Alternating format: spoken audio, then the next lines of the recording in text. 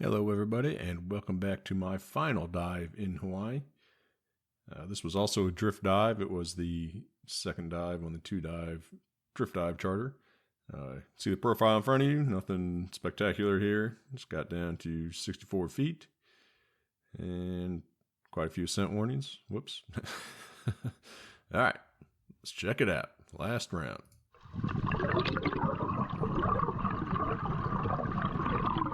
Blue hasn't changed. Yellowfish still pop. I also filmed this in 4K.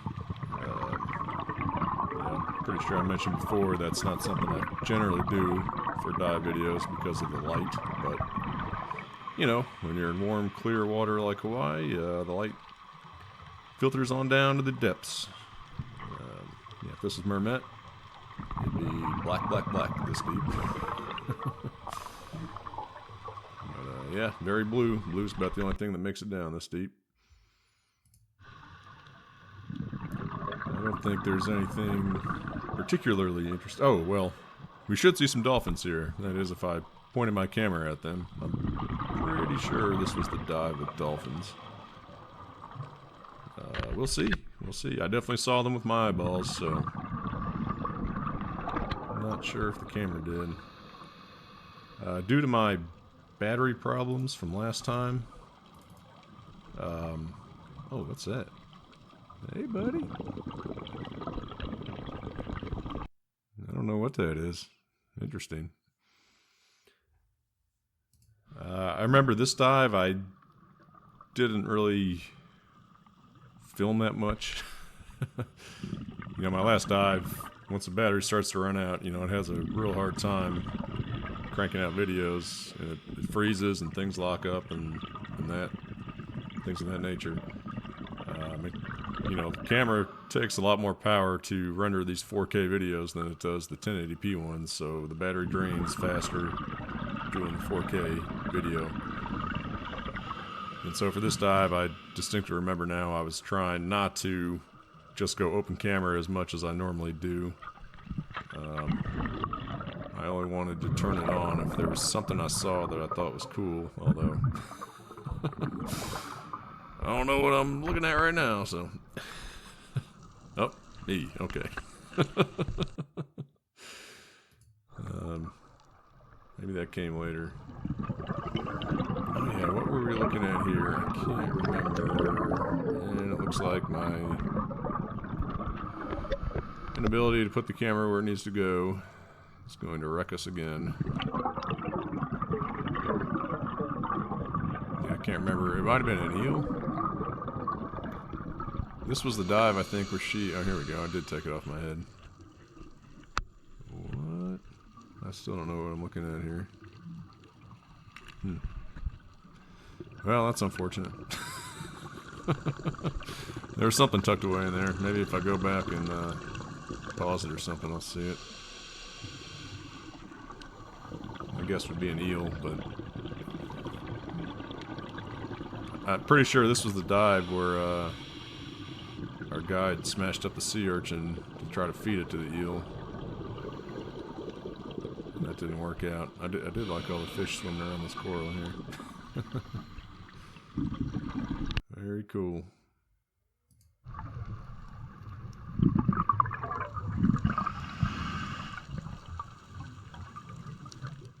Following a tiny fish there.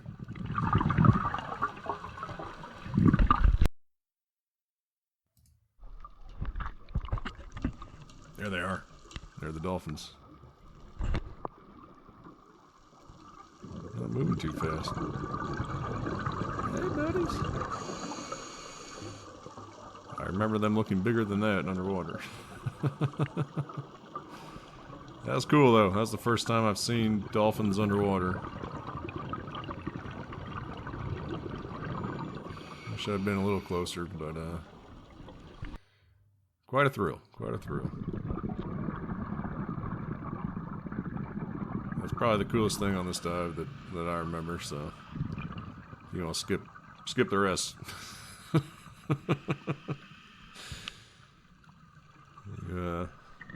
Won't get much of an argument out of me.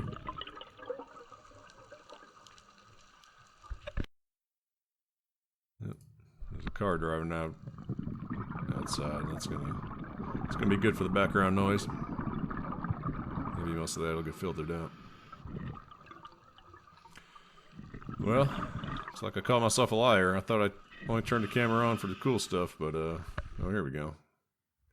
You see, I got it angled wrong, so what my eyeballs were seeing and what I was recording, probably not one and the same.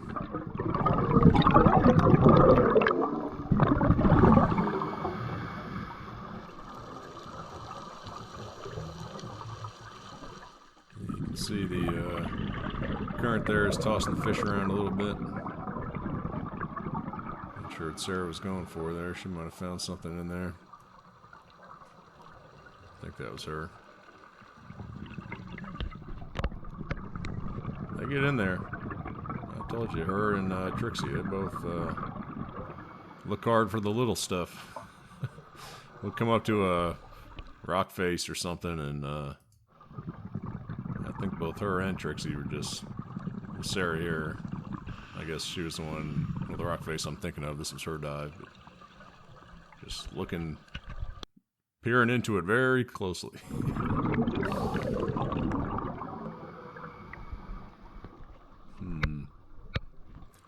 More rocks and sea urchins. Looks like I was good at taking video of those.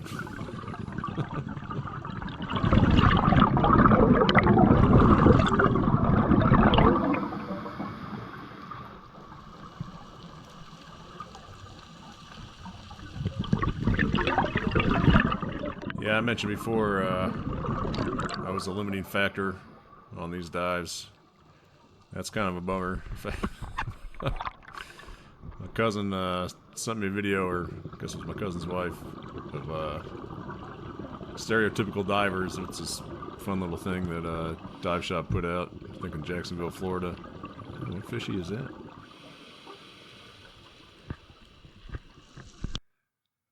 But it was just a play on stereotypical divers, like this one guy gets all dressed up.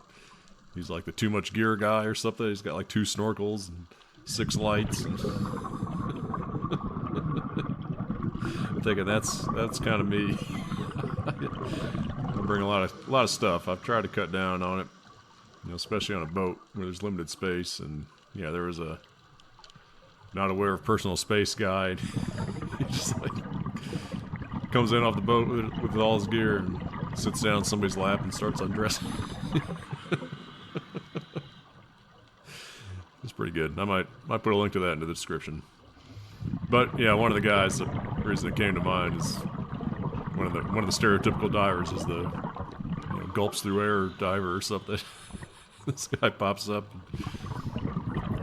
Video cuts to 2 divers popping up, and one guy's like, "What are you doing? We just got down there." He's like, "Sorry, man, I'm at 300 psi." He's like, "We were down there 12 minutes. What are you doing?" So yeah, that's probably what they were thinking of me after this dive ended. But it was an hour and 4. That's about as good as I can do, I think. Maybe a little better. There was a point in this dive where I was kind of kicking and screaming to avoid crashing into this wall. I think it was this wall. The current picked up a little bit, and I was paddling harder than I wanted to be. And you look around, nobody else is doing that, so I'm like, yeah, I'm kind of pushing myself off the wall already. Yeah, you can see me hand flailing. You get to hand flailing, usually you're not doing something right or something's not going right. And I could probably use some better fins too. I have the exact same fins that I bought day 1 off the shelf. Oh yeah, the pufferfish. Forgot about him. That was a good sized one too. Why didn't I take a longer video than that? Should have taken a longer video of the pufferfish. I've seen quite a few of those, but never one puffed up. It would be an absolute thrill to see one of those puffed up. It's a danger thing, right? They do that when they're scared or trying to look bigger. So maybe I just need to go harass a pufferfish and get them to puff up. Nope, not for more selfies. I wonder if they, it's gotta be water, right? I wonder how they puff themselves up, if they really... Maybe it's just something... muscle internally where they can just do it. I doubt it's air. I'm gonna have to look that. Oh yeah, here she is. All right. There's Sarah beating this poor sea urchin. Of course, my camera's tilted too far down, but if you check the top of your screen there, and glimpses of it pop into view here from time to time. Oh, there we go. Yeah, I need to learn to take this thing off my face if I really want a video of what's happening. Yeah, she was trying to coax the eel to come out and eat this thing, and eel wasn't having it. You can see the spines. Man, she beat that thing up pretty good. That surprises me. It's just like anytime I go to a reef, you know, it's drilled in your head. Don't touch anything. You know, don't take anything. You know?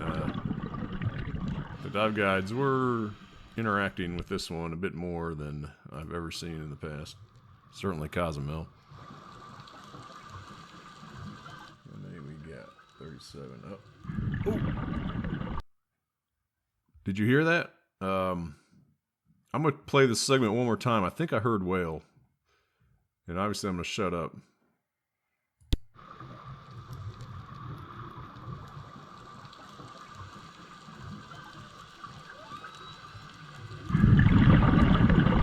Yeah, I think that at the end, I think that's a whale. That's cool. I knew I heard him. I didn't know if I got any on camera, though. I'm pretty sure that's what that was. I'm actually going to put that segment in twice. If you turn your volume up, it's a high pitch. It was like a only for a couple, not even a second, really, maybe 1 second. I don't know. I'm calling that a whale sound. At least that's what I thought were whale sounds when I heard that underwater. So, yeah, this is an octopus. She was poking at an octopus. Poor fella. That's jeez. Yeah, she was trying to coax the octopus to come out of hiding, I think. I don't think that one did, but figures. Right when I have it actually centered on my camera, you know, that's when he doesn't show himself. I wish I had filmed that other one better than I did, but that's alright. Memories in my brain, I'll just have to remember it. That was a thrill.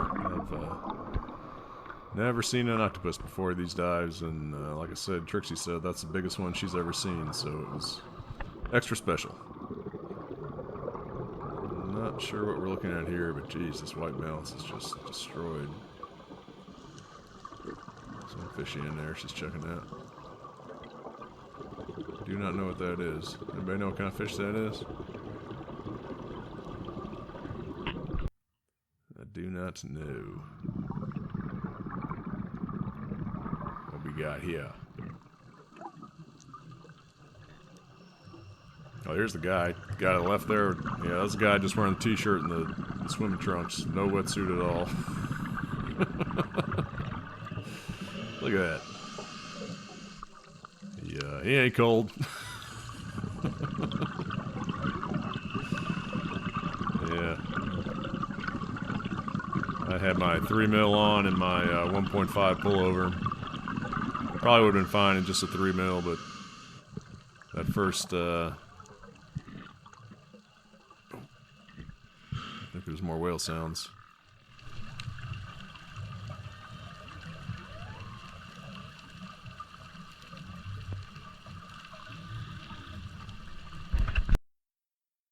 Yeah, I definitely heard that high-pitched that high-pitched sound anyway. If that's not a whale, I don't know.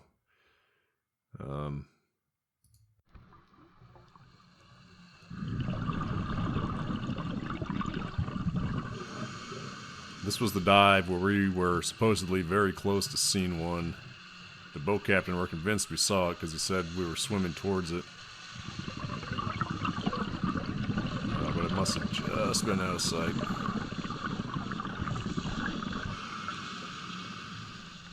Let's see, I couldn't quite tell how much air I had left there. This looks like safety stop. Let's look down just a little bit.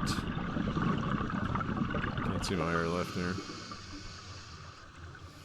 But it's less than everybody else's, that much I know. Because we were quitting on me there. Let's say 870 maybe.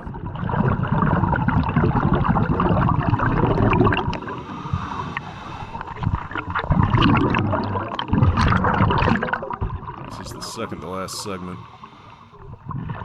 so there's probably not going to be much to see. Yeah, we just kind of swam out into the